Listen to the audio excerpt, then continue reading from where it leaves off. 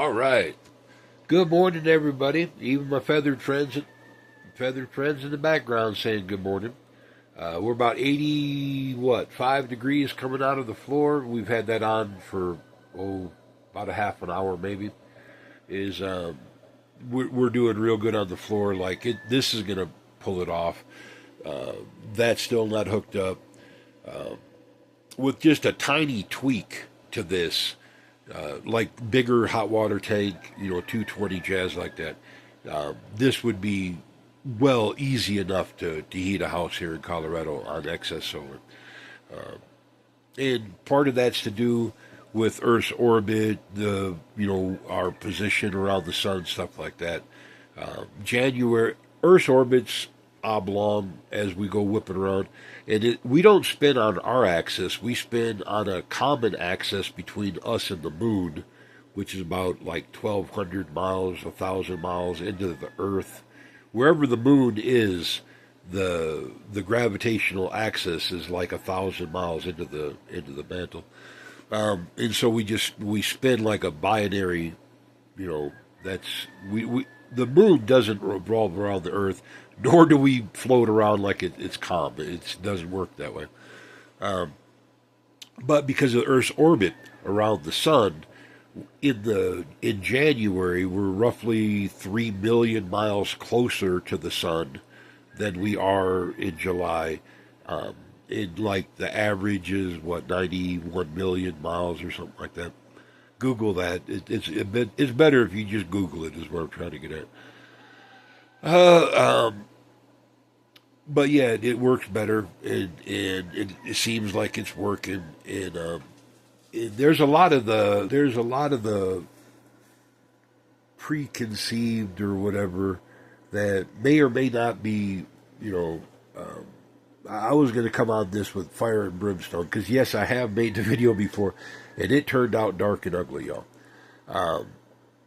When I was a kid, there was good science behind climate change, and I just heard a comment. It was like yesterday or day before, and about the bugs. How we were gonna blame the bug or the something. I don't remember how they worded it, but did climate change make 70% of the bugs disappear since the 70s until now? Okay, no. No, you stark raving fucking lunatic. No, it did not. Did the minuscule amount that the CO2 has risen on the Earth cause the Earth to be go way over kilter or whatever? No, it's not. For 400 years, it has ramped up. Are we doing this? Yeah, we probably are. We're even to a weird factor. Okay, cutting down the forest of the planet and burning it to ash, that releases that mass to a gas which doesn't have gravity, which could be possible for why the moon is inching away from the Earth. Okay, could be. Because the Earth and the moon have done this lock, this binary lock, for 4 billion years, it's hard to imagine that just losing the canopy of the Earth, because I would have to assume when the CO2 was much, much higher in Earth's past, that it's done this once before, at least, is what I'm trying to get at. We've had 10 times the CO2 on Earth. That's not volcanic, because that would be sulfur. It's not the same, y'all, is what I'm trying to get at. There's a lot of stuff that the official story just doesn't make, the numbers aren't there. And numbers don't lie. Okay, let's get that real clear. So do I think that the biomass of the insect loss since the 70s, 70%, is strictly climate control? No, it's not. It's companies like Monsanto, or the Promethean ones, okay, the ones that do the insect killers. That's the biggest thing, because those drugs attack the nervous system of the insects. And when you look at at the same amount of time, and how like anxieties have went through the roof and different things like that. Yeah, that's like a common thread. Can you say, okay, it's a definitively this is your? No, you can't. But to dismiss it and say, oh, it was climate change that got rid of the bugs, or this or that, or CO2. I think maybe that's what they were saying. It was like, Jesus, CO2 is not the problem. The problem is we've had rapists in charge that have utterly destroyed the terrarium. We used to live on a rock. Yes, it was smashed up. It was all these things, but it was covered from one end to the other in a dense rainforest type canopy. Even if it wasn't a rainforest area, the canopy was so thick. I forgot what it was. But this is like they were making poems of America. And there was a time when a squirrel could run the top of the canopy from the East Coast to the Mississippi River. Think about that. And never have to get down on the ground. That was a forest canopy. Now you cut down all the trees, and y'all have been in the woods. You're not simple or stupid. You know that in the woods it's much cooler at the ground level than when you get out into a hot sunny ass field or a hay field or whatever. It's hot and miserable in the sun. It's the same thing when you cut down all the trees on the entire fucking planet and you refuse to let anything grow that will stop the damage that you're doing. Because hemp would do that. Hemp grows roughly 20 feet tall, and it's that high all through the year. It would be enough to allow the earth to cool. They don't want this to happen. This is very manipulated. It's very deliberate. Nobody could be that fucking stupid. And to think that this doesn't affect anything. No human being can be that fucking stupid. I'm just sorry. It's not possible to be that stupid. That just like COVID, okay? When they keep babbling about how it came from China and this racist bastard that we have in the White House, in everything that he says is maligning and malignant.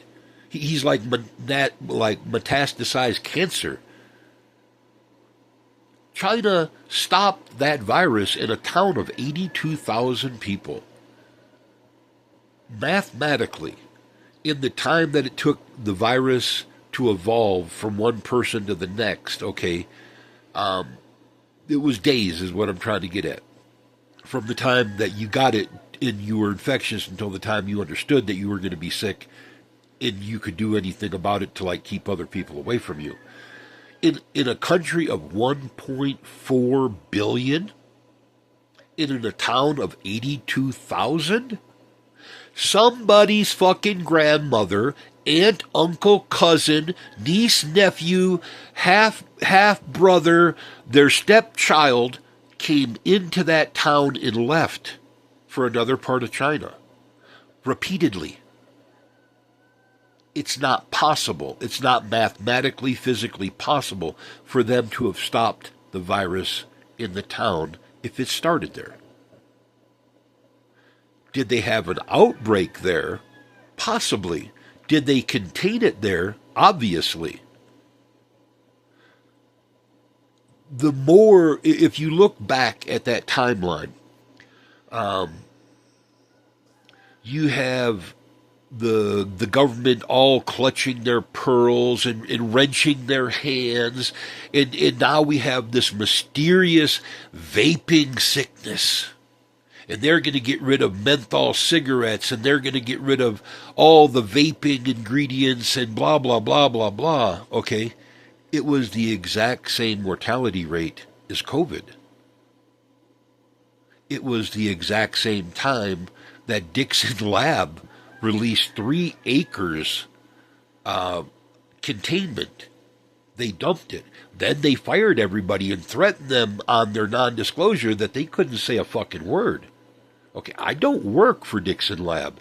I only saw the ripples from the outside. Y'all, that was three fucking months before COVID. I'm not saying that Dixon caused the Dixon lab, the retention pond drain or discharge caused COVID. I'm just saying that's far more likely, and numbers don't lie. Mathematically, it's just far more likely that it was the Dixon lab discharge of 3 acres because we had stupid fucking people in the White House. I don't care how mentally ass-white backwards you are to believe that Republicans have it, okay? These are the same people that stop railroad regulations and you wipe out towns and you pollute rivers. These are the same people that think you can sweep up a national forest that belongs to the federal government.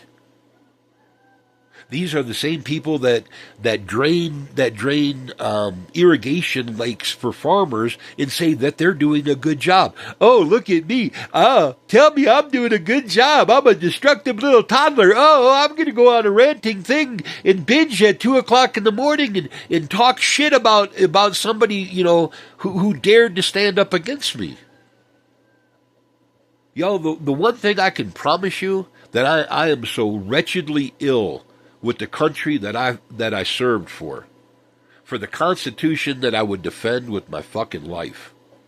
But I'm so ill of utterly stupid people pretending that they're patriots. These fucking patriots is all they are. These man-baby children. I have nothing left. I had tolerance in the beginning, the first 4 years of this destructive asshole. Then we had 4 years of malignant metastasizing, and now we got him back for another year. We can't afford 3 more years of this mental lunatic. This STD, dementia-driven geriatric. Please allow somebody to run that has children. No, I don't need a tiny wannabe little dick fucking superhero character to think that he's going to beat it all back. Okay, I don't. Please, don't make it a choice between like Hillary Clinton, who stole the fucking china and the silverware, or Camellia, who persecuted Hemp and anybody that had a damn seed in a baggie in California. Maybe he's gonna reclassify it to a Schedule 3 or whatever. It shouldn't be any more classified than the grass in your front yard. Without this plant, y'all, you don't get it. I've said this for years and years, and I really meant it. Without this plant being planted like 10 years ago in every available ditch line that we could to get the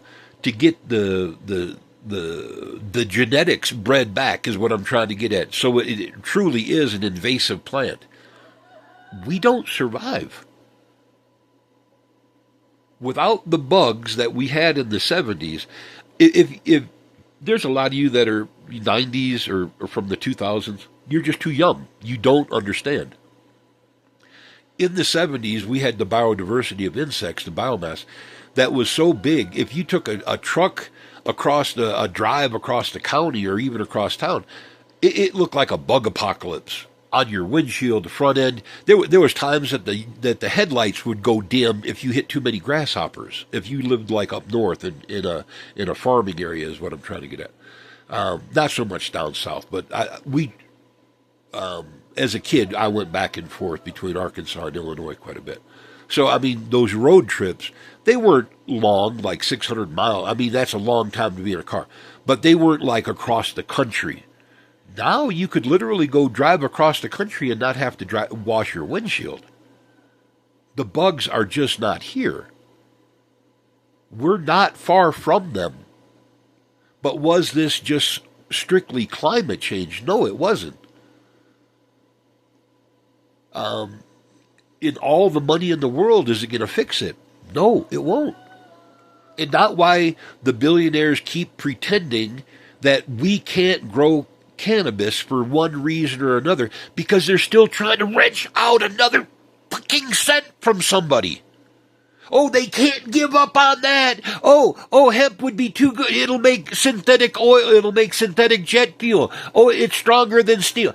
Whatever, the billionaires can't let go of that fucking last cent. And they would rather burn the world to ash. Because it's the billionaires who control the stupid ass fucking Republicans. And they control the stupid ass fucking Democrats. Are they all stupid? No. There's some of them that are legitimately just conservative or progressive, and they just fall in those two camps. But anybody who's being manipulated by the billionaires and doing their bidding and doing all that, okay, yes, you are just a stupid, greedy prick. That's it. The Marjorie Taylor Greens of the world that have ranted for 5 fucking years nonstop. She has never shut her fucking mouth. Now she's going to bail out? She went to Washington with $700,000 collectively between her and her ex-husband. She got divorced. She couldn't have got more than half. So she went from $350,000 and she is now worth $22 million. Do that math. Numbers don't lie. There is no way she is not a stock trading criminal. That's it. There is no other way to determine or to say that. That's for all these grifting, slimy politicians that do this. Y'all, you don't get it. Yes, I've always been conservative. I think you should be able to take the bull by the horns, provide your own power, grow your own food, different things. Do I think that everything has to be handed to you on a silver plate? No, I'm not a billionaire. I don't believe in billionaire welfare. But they are the most welfare-driven individuals in our country. They just don't want to feed poor people. They don't want to feed school children. They don't want to give anybody a chance on their medical. They want to squeeze pull that last penny right out your ass. That's what they're after. We can't afford this mental illness called billionaireism. The whole social thing has run its course. It failed. That's it. It's not a maybe. And this is only going to get worse between now and 2060, man. This is going to look like the planet Dune. And are we going to race off to Mars or anything in one of these lunatic billionaires? No, we're not. No, we're not, y'all. Sorry. It don't work that way. That would require the billionaires to stop wanting to kill the other part of the planet. And that's not going to happen. You can't change the spots on... You can't. That's who they are.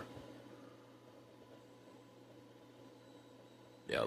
I mean, that's just like a guy that goes to the bar and he races home with the first girl that will sleep with him on the first night.